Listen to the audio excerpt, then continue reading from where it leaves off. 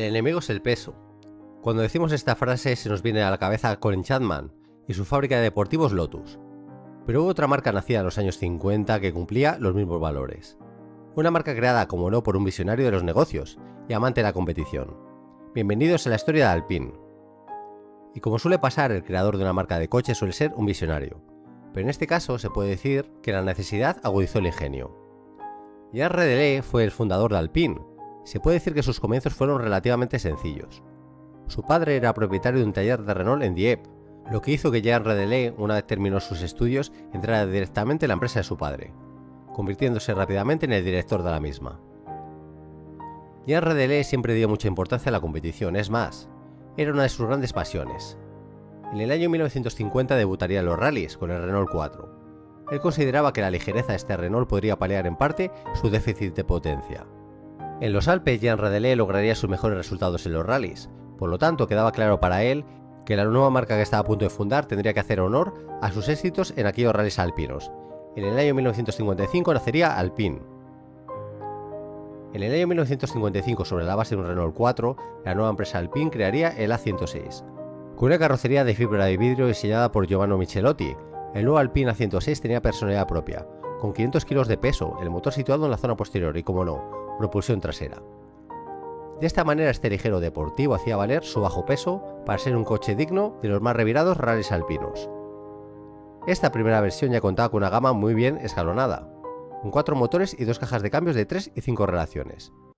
Con los motores derivados del Renault 4 el Alpine A106 se vendería con 4 potencias, 21, 30, 43 y 59 caballos. Estas potencias podían parecer irrisorias para un deportivo, pero su ligereza era su mayor virtud.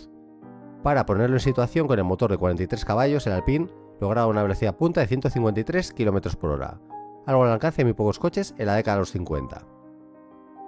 Desgraciadamente la versión más básica era eso, muy básica, logrando una velocidad máxima de 113 km/h, que no estaba tan mal, pero lo terrible eran sus aceleraciones. 25 segundos para cubrir los 400 metros y 48 para cubrir el kilómetro con sella parada. Estaba claro que la versión más básica era eso, muy básica. Su gama se iría ampliando a lo largo de los años, con nuevos lanzamientos como la versión abierta. En 1959 cesaría la producción de este primer Alpine A106, tras 251 unidades fabricadas. Su sustituto simplemente mejoraría la receta original. Presentado en el Salón de París del año 1957, el Alpine A108 sería un nuevo modelo con más pretensiones que su antecesor. Su línea sería más deportiva y su gama de motores más pretenciosa. El nuevo Alpine A108 tendría que convivir con su hermano menor, el A106, unos años hasta que este finalmente cesara su producción. En ese momento Alpine decidió evolucionar la gama del A108, creando además de su variante descapotable un coupé 2+2. Ahora el Alpine menos potente ya tenía unos dignos 37 caballos, su versión intermedia 50 y la versión más prestacional 60. En cuanto a las cajas de cambios en variantes podrían tener 3, 4 o 5 marchas. El Alpine A108 tuvo el honor de abrirse al mundo, saliendo su producción fuera de Francia, y abriéndose a nuevos países, como España, donde sería fabricado durante años en la fábrica de Fasa Valladolid. Y como no, a principios de los años 60, y también en el Salón de París sería presentado el que a día de hoy es el modelo que se nos viene a la cabeza cuando nombramos a esta marca, el Alpine A110. Se puede decir que este modelo estéticamente no sería más que otra evolución realizada por Giovanni Michelotti sobre el anterior A108. Pero al ver la parte trasera descubriríamos una gran diferencia. Su trasera fue rediseñada con el objetivo de poder albergar motores más grandes. De esta forma este nuevo Alpine usaba la base del Renault 8 con un objetivo, ser un deportivo más pretencioso. Para ponerlo en contexto, la versión más básica del A110 sería más potente que la versión tope de gama del A108. El Alpine A110 también sería el modelo más longevo de esta pequeña marca francesa y tendría una gama de motores muy extensa, siendo la más básica de 66 caballos y la más potente un 1600 de 140 caballos. Pero en ningún momento descuidaron la receta original, que repercutió en su gran éxito. El tamaño compacto y su bajísimo peso haría que todas las versiones en mayor o menor medida fueran consideradas con prestaciones deportivas. Pero es que la más potente reivindicaba una velocidad máxima de 210 km/h, con una aceleración de 0 a 100 en menos de 7 segundos. Ahora el Alpine A110 parecía el deportivo perfecto para participar en la competición, y eso hicieron. Su bella silueta y su diminuta carrocería rápidamente formaría parte de los rallies. Su éxito en esta competición explotaría a principios de la década de los 70, ganando el afamado Rally de Monte Carlo en el año 1971 y 1973. Pero eso no sería lo más importante. ¿Sabéis cuándo nació el Campeonato Mundial de Rallys? Pues sí, en el año 1973. Pues para quien no lo sepa, Alpine fue la marca que ganó ese año, siendo la primera que conseguiría ganar el Campeonato de Constructores del Mundial de Rallys. Pero cuando todo parecía perfecto, las cosas se comenzaron a torcer. En el año 1974 el Lancia Stratos rompería el dominio del Alpine A110 en los rallies. El A110 seguía siendo competitivo, pero ya no sería el rival a batir comenzando el dominio de Lancia en esta categoría. Desde el año 1973 la marca sobrevivió bajo el control de Renault, funcionando al estilo de una filial de la marca del rombo. El Alpine A110 seguiría fabricándose durante unos años más, hasta que cesara su producción en el año 1977, y me enorgullece dar este dato. El último Alpine A110 fabricado fue en mi ciudad natal, sí, fue construido en la fábrica vallisoletana de Fasa Renault. Un total de 6.892 unidades de Alpine A110 fueron fabricadas durante su larga vida comercial, siendo hoy el mejor representante el deportivo ideal creado en Francia para perderse por las carreteras reviradas de los Alpes. En el año 1971, cuando el Alpine A110 estaba en sus mejores años, triunfando en la competición, tendría que convivir con su nuevo hermano dentro de la marca, el novedoso Alpine A310. Presentado en el Salón de Ginebra del año 1971, este deportivo en su momento parecía una nave espacial. Con su frontal con una vitrina que recorría prácticamente de punta a punta del morro, escondiendo sus 6 faros. Con su capó con 2 entradas de aire en los laterales. El Alpine A310 tenía una línea que poco recordaba al ya veterano A110. El coche estéticamente llamó la atención, pero tenía en su corazón su mayor problema.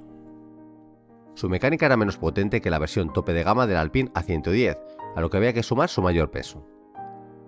El Alpine A310 pesaba aproximadamente 150 kilos más que su hermano pequeño.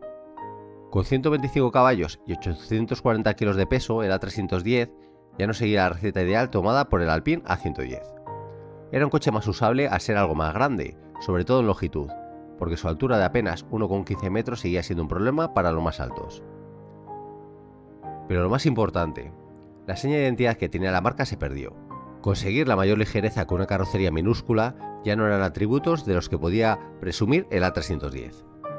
Esto hizo que rápidamente se notase en las ventas, siendo un coche que sobre todo al principio costaría vender. Entre los años 1971 y 1976 solo se venderían 2.340 unidades del A310, un número por debajo de lo esperado. Afortunadamente Renault escucharía las críticas de los aficionados y de los probadores de la época, decidiendo poner solución a su problema montando la mecánica V6 al Alpine A310, lo que supondría un gran empuje en las ventas de este deportivo. Tal fue así que en los siguientes 8 años, hasta el cese de su producción en el año 1984, se fabricaría más de 9.000 unidades, suponiendo un gran empuje para el pobre arranque inicial que tuvo el modelo. La mecánica V6 no era nada exclusiva del modelo, ya que Renault decidió usar la famosa mecánica PRV de 2.6 litros y 150 caballos, desarrollada en colaboración con Peugeot, Renault y Volvo. Con esta mecánica el Alpine A310 ya corría lo suficiente para llamar la atención de los más quemados. Sus 225 km por hora de velocidad máxima y los menos de 8 segundos para pasar de 0 a 100 ya parecían mediciones más dignas para un deportivo con una agresiva estética. El año 1976 sería muy importante para el Alpine A310, ya que se rediseñaría por completo su frontal cambiando los faros por 2 vitrinas más pequeñas que solo ocultaban 4 faros en vez de 6. La vida de este Alpine A310 fue larga, muy larga, por lo tanto su evolución sería continua para mantenerlo vivo en el mercado y evitar que su aumento en el número de ventas decayera. En el año 1981 se montarían en el Alpine A310 las suspensiones del Renault 5 Turbo. En el año 1983 el modelo estrenaría el PAC GT, con un aspecto más agresivo, con mayores pasos de rueda, alerones más grandes y la posibilidad de montar un mejorado motor PRV con la cilindrada aumentada hasta los 2.9 litros, con 3 carburadores Weber y 193 caballos de potencia. Aun con todo ello, el Alpine A310 fue el patito feo. Poco a poco el tiempo le estaba dando el valor que se merecía. Al fin y al cabo, su precio en el mercado no es muy superior al de un buen Renault 5 Turbo. y su exclusividad frente a este no tenía nada que ver. ¿Por qué? Era un coche con una carrocería hecha en fibra de vidrio. Solo se fabricaron alrededor de 11.600 unidades, y por si fuera poco estos dos argumentos, una Alpine A310 necesitaba alrededor de 130 horas de meticulosa artesanía para ensamblar cada unidad.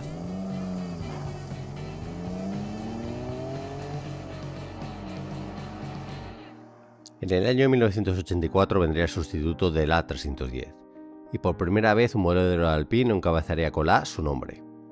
Ahora el nuevo deportivo se llamaría Alpine GTA. Este nuevo modelo no dejaba de seguir una línea continuista de lo ofrecido por su antecesor.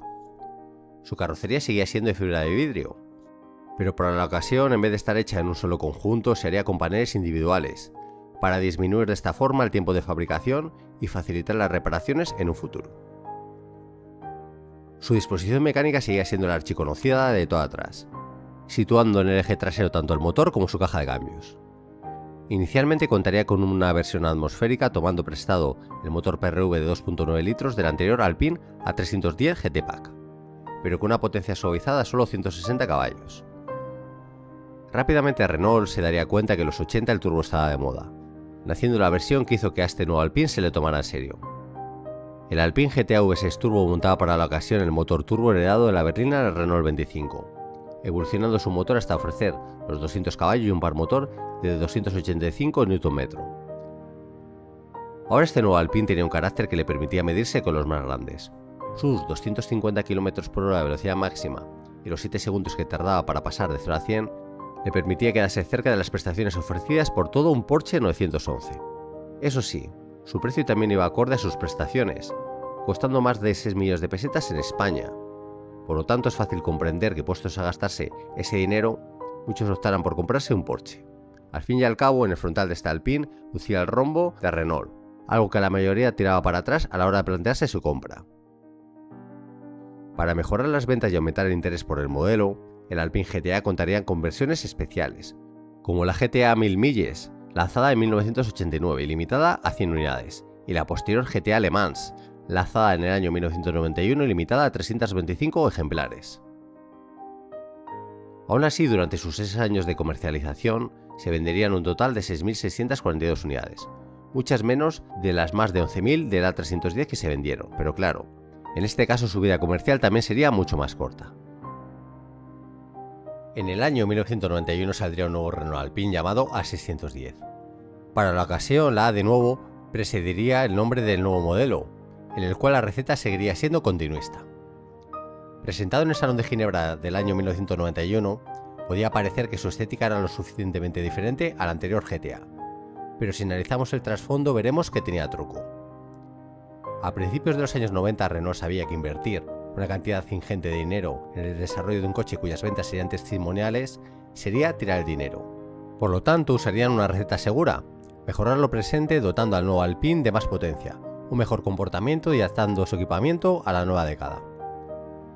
En su estética, su cambio principal estaría en el frontal, con unos faros que suponían una novedad para el público europeo, pero no para el americano, ya que el Alpine GT americano contaba con unos faros prácticamente idénticos a los usados por el nuevo Alpine A610.